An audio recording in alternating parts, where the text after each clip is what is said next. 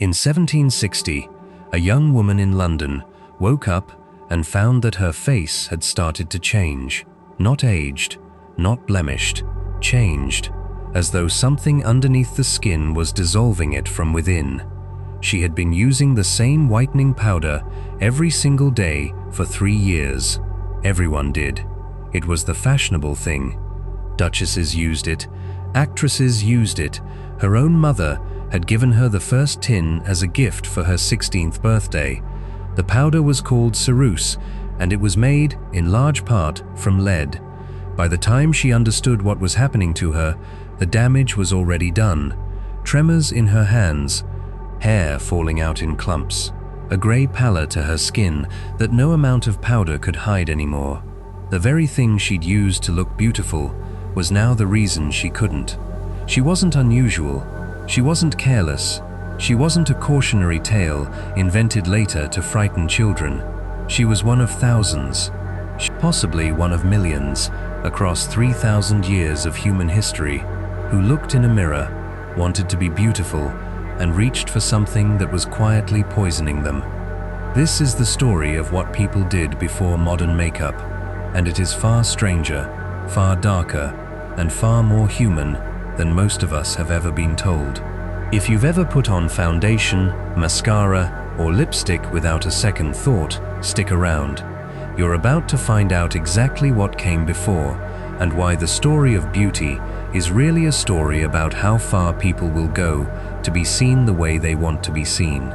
Before we get into it, if this is the kind of history that pulls you in, hit subscribe now, because this channel exists for exactly this. The strange, human, often unsettling stories hiding underneath the things we take for granted. 7,000 years ago, on the banks of the Nile, someone ground a rock into powder for the very first time, not to build something, not to cook with, but to change the way their own face looked to another human being. That rock was galena, a lead-based mineral, and when it was crushed fine enough and mixed with a little fat or oil, it produced a deep, smoky black pigment. The Egyptians called it kohl. They didn't apply it the way we might imagine, a light smudge for effect. They applied it thick, dramatic, unmistakable, drawn out into long almond shapes that stretched toward the temples. Men wore it, women wore it, children wore it. Pharaohs were buried with jars of it, packed carefully into their tombs for the afterlife, because a face without kohl wasn't considered a complete face at all. For a long time, historians assumed this was purely cosmetic, vanity, and nothing more. But something didn't add up. Kohl wasn't just worn by the wealthy. It wasn't seasonal. It wasn't a luxury reserved for festivals. Egyptians of nearly every social class wore it, every day, for thousands of years. That kind of consistency doesn't usually come from vanity alone. It comes from necessity.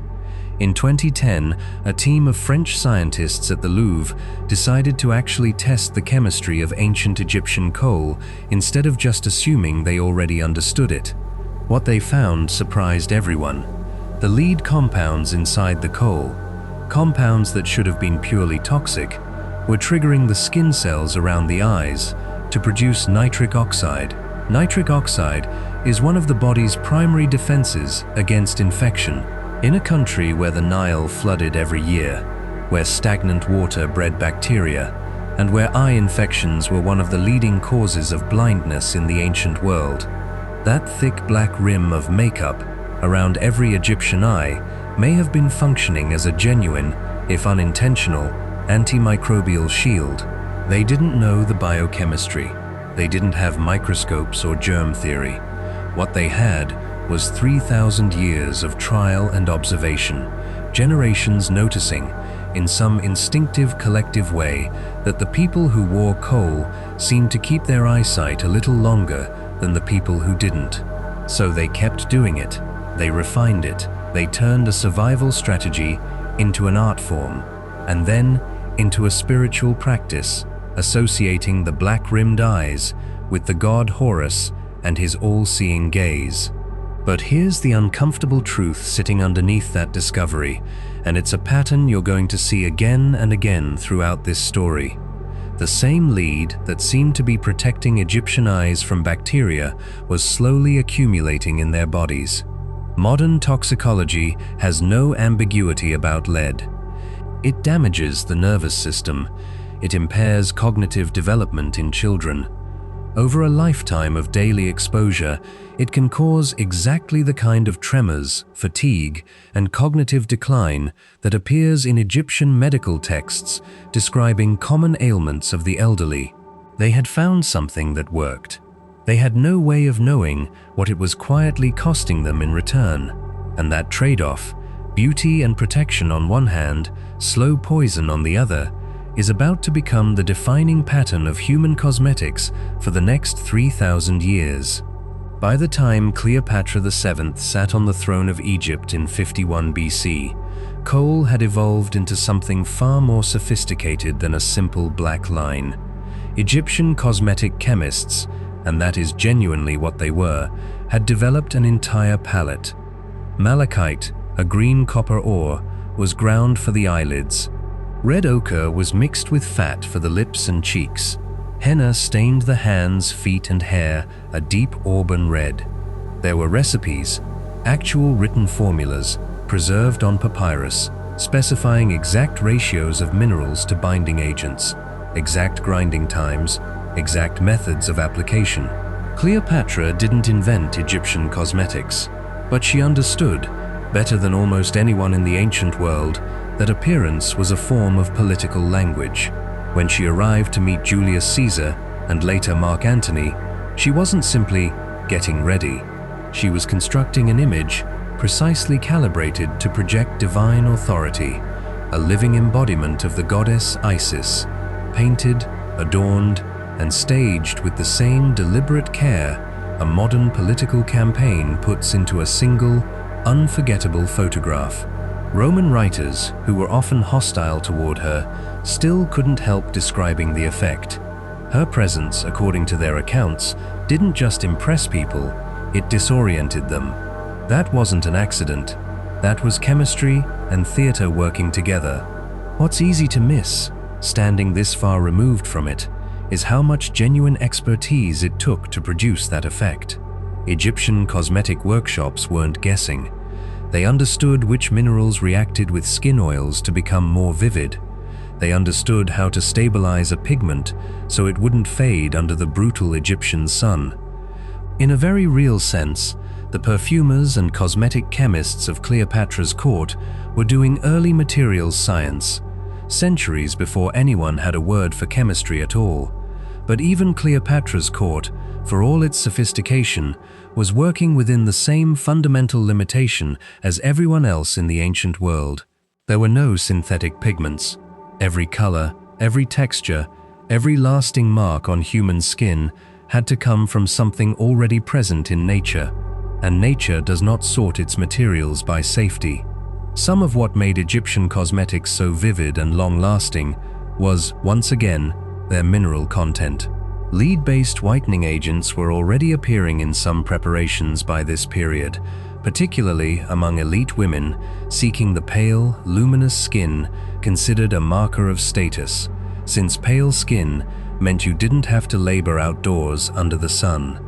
That single preference, pale skin as a symbol of wealth rather than an aesthetic in itself, is about to travel across the Mediterranean, into Greece, and then into Rome, where it will collide with a substance so effective and so dangerous that its use will persist, essentially unchanged, for close to 2,000 years. Poppaea Sabina had a problem that most people in ancient Rome would have envied.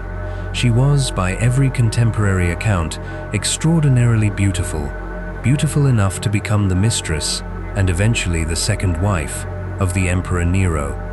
But beauty in Rome came with an exhausting maintenance schedule, and Poppaea, more than almost anyone else in the historical record, seems to have embraced it completely. She reportedly traveled with a retinue of donkeys, specifically so she could bathe in their milk daily, believing it softened and whitened her skin. She had personal cosmetic slaves, women called cosmetae, whose entire function within the household was to maintain her appearance. And she almost certainly used, alongside countless Roman women of means, a whitening cosmetic that the Romans themselves had a very specific name for, cerussa. We know it today as white lead. The recipe hadn't changed much since the Greeks first developed it centuries earlier.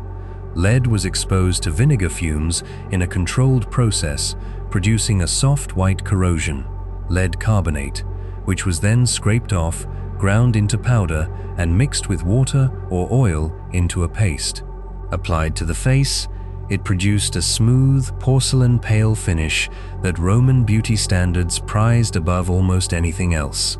It covered blemishes, it hid scars, it gave the skin an almost luminous quality under lamplight, which is precisely the kind of glow that photographs and paintings from later eras kept chasing. Roman writers weren't blind to the cost. The poet Ovid wrote knowingly about women covering their faces with a medicamina, a cosmetic treatment, and there are surviving Roman medical texts that describe symptoms among wealthy women eerily consistent with what we would now immediately recognize as lead poisoning: pallor, tremors, memory loss, miscarriage, and slow cognitive decline. But the connection between the whitening paste and the illness wasn't made explicitly, or if it was suspected, it wasn't acted upon. The social cost of appearing unfashionable outweighed a danger that was slow, diffuse, and difficult to trace back to its source. This is worth sitting with for a moment, because it's not really a story about Roman ignorance. It's a story about a pattern that shows up over and over in human history, a pattern where the immediate, visible reward of an action is so strong, so socially reinforced, and so continuously reapplied that the invisible, cumulative cost simply doesn't register as connected to the choice. Poppaea Sabina wasn't foolish. She was operating inside a beauty culture that had been telling women for centuries that this was simply what beauty cost. And the truly unsettling part of this story is that it wasn't going to end with Rome. It wasn't even going to slow down. Lead-based whitening cosmetics were about to travel forward through the fall of an empire, through the Middle Ages, and directly into the courts of Renaissance and early modern Europe, where they would reach one of the most powerful women in the world, and very possibly kill her. By the 16th century, in the royal court of England, a face had become a kind of armor. Queen Elizabeth I contracted smallpox in 1562, in her 20s, and survived, but the disease left her skin scarred.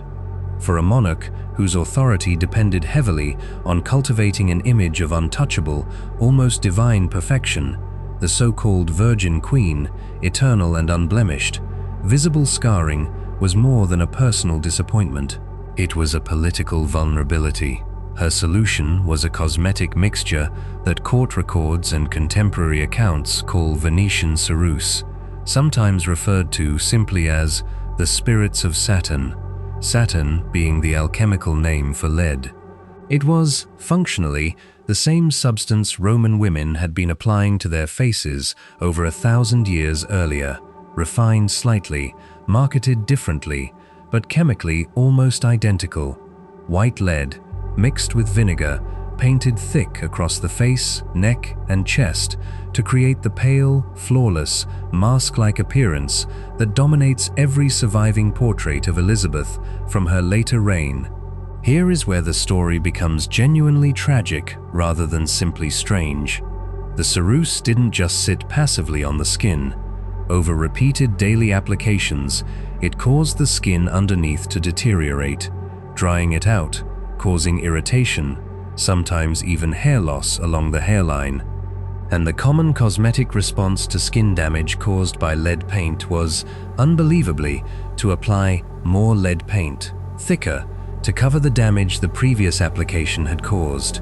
It was a closed loop with only one direction: worse.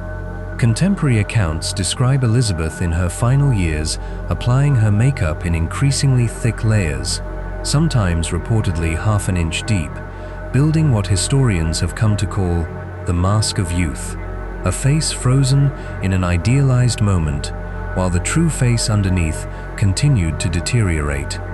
Some biographers and toxicologists studying the historical record have pointed to symptoms Elizabeth experienced in her later life: hair loss, blackened or decaying teeth, and mental fatigue in her final years, as consistent with, though not definitively proven to be caused by, chronic lead exposure through decades of cosmetic use. We can't know with total certainty how much the ceruse contributed to her decline, because 16th century medical records simply don't give us that kind of precision. But we do know this: the substance she was using to project eternal, unblemished authority to her court, her country, and the world was the very thing systematically undermining the health that made that image possible in the first place. There's something almost unbearably human in that irony. The most powerful woman in England, ruling one of the most consequential empires in history, was still bound by the same brutal calculation as every anonymous Roman woman applying cerussa 1,000 years before her. The visible cost of not conforming to a beauty standard felt more immediate, more real, than an invisible poison working slowly beneath the surface. And if you're finding this as unsettling as I did while researching it, drop the word mask in the comments below. I want to see how many of you are picturing that same image I am: a queen's true face, quietly disappearing underneath the very thing meant to preserve it. By the 18th century, something had shifted. Beauty was no longer simply inherited privilege dressed up with pigment. It had become an industry, competitive and commercialized, selling not just cosmetics, but the promise of transformation itself. And with that industry came products designed not around safety, but around effect, regardless of the cost. Perhaps nothing captures this shift better than a small, deceptively charming product that circulated through fashionable European society: belladonna eye drops. The name itself, translated from Italian, means beautiful woman, and the plant it was derived from, Atropa belladonna, better known today as deadly nightshade, was applied directly into the eyes to dilate the pupils, producing the wide, dark-eyed, almost dreamlike look that was considered irresistibly seductive at the time. It worked, chemically, exactly as intended. Dilated pupils do read, to the human brain, as a signal of arousal, attraction, and youthful vitality. A fact modern neuroscience has since confirmed, but that 18th century women had already discovered through pure trial and social observation.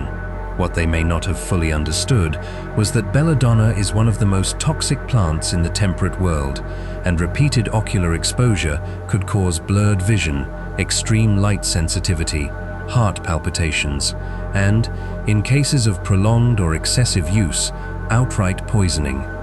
Around this same period, another substance was quietly making its way into fashionable powders and rouges: arsenic.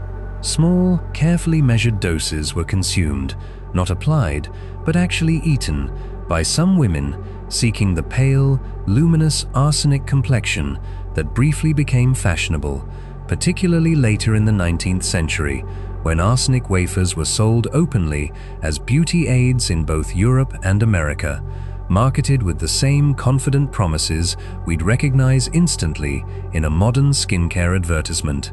What strikes historians studying this era isn't simply that dangerous substances were used. It's how openly, how commercially, how enthusiastically they were marketed, sold, and consumed by people who, by this point, were beginning to have at least some awareness of the risks, because physicians of the era were starting to publish warnings about exactly these products. And still, the products sold. Still, women bought them, because the immediate social reward of the desired look continued to outweigh a danger that remained abstract, statistical, and, crucially, happening to someone else, until, of course, it wasn't. It's tempting, from where we're sitting now, to feel a kind of comfortable distance from all of this, to assume we've simply moved past this pattern entirely.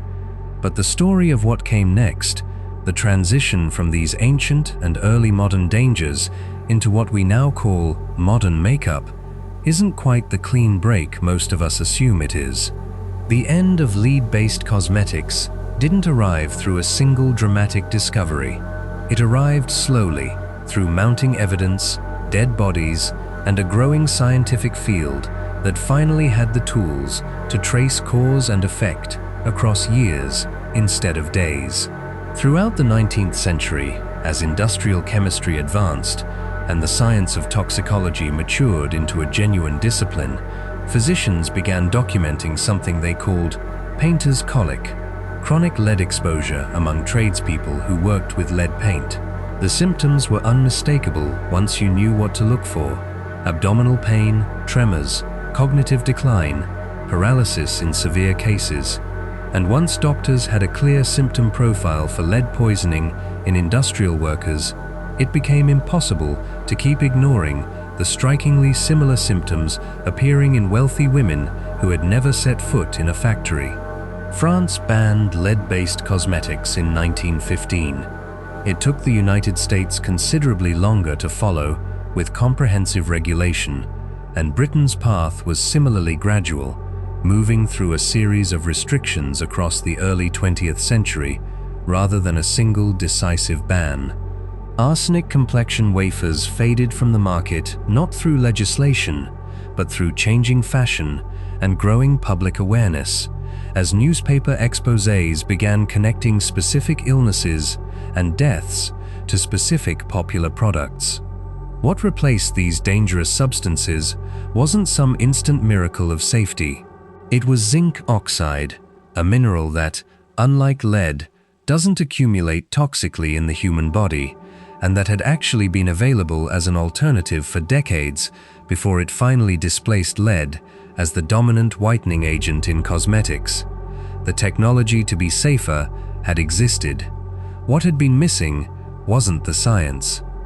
It was the will to prioritize long-term safety over immediate market demand, a tension, frankly, that hasn't entirely disappeared from the cosmetics industry even today. Because here's the part of this story that should sit with you a little uncomfortably. The 20th century did not end humanity's complicated relationship with dangerous beauty products. Radium-infused cosmetics were briefly marketed in the 1920s and 1930s, capitalizing on radium's genuine, mysterious glow before its radioactive dangers were fully understood by the public. Certain talc-based powders faced serious contamination concerns decades later. Even now, cosmetic regulation varies enormously by country, and ingredients banned in one nation remain legally sold in another. The specific poisons have changed. The underlying pattern, desire outrunning caution, fashion outrunning full understanding, industry outrunning oversight, has proven remarkably durable across 3,000 years of human history. There's a strange kind of comfort and a strange kind of discomfort in realizing that the woman applying eyeliner in ancient Thebes and the person applying eyeliner in a bathroom mirror this morning are, in some fundamental sense, doing the exact same thing, reaching for a substance, however imperfect, however imperfectly understood, in an effort to look the way they want to be seen by the world. The Egyptians didn't know about nitric oxide and antimicrobial defense. They just noticed that the coal seemed to help, and kept using it, refining a formula through pure accumulated observation until it became one of the most enduring cosmetic traditions in human history. Still recognizable, still worn, more than 5,000 years later. Cleopatra understood, with startling political sophistication, that appearance could be wielded as a form of power. Poppaea Sabina and Elizabeth I paid an almost unimaginable long-term price for a short-term standard of beauty that history has since revealed to have been built on genuine poison. And the belladonna-eyed, arsenic-pale women of the 18th and 19th centuries were chasing an ideal that modern neuroscience has only recently explained, using tools their own era couldn't have possibly imagined. Every single one of them believed they were doing something reasonable, Every single one of them was operating within the accepted wisdom, the trusted products, and the fashionable standards of their own time. Standards that later generations would look back on with a mixture of horror and, if we're honest, a little recognition, because it's not entirely clear that we've stopped making versions of the same trade-off. We've simply gotten better, in some cases, at understanding the risks before they accumulate into tragedy. In other cases, as history keeps quietly reminding us, we're probably still finding out.